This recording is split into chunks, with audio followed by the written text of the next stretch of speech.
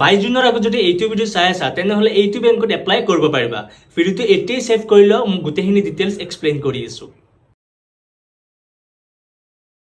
Central বেংকৰ ফালৰ পৰা 4000তকৈ অধিক এপ্ৰেন্টিছ ভেকেন্সি মুকলি কৰা হৈছে, য'ত আপোনালোকে গ্ৰেজুৱেট পাছ কৰিলে এপ্লাই কৰিব পাৰিব।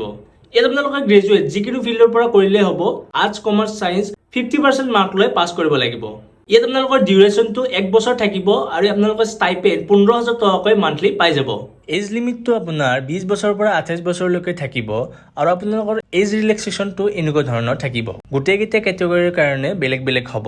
আৰু ইয়াত এপ্লাই কৰিবৰ কাৰণে তোমালোকে প্ৰথমে NATS পৰ্টেলত ৰেজিষ্ট্ৰেশ্যনটো কৰি ল'ব লাগিব।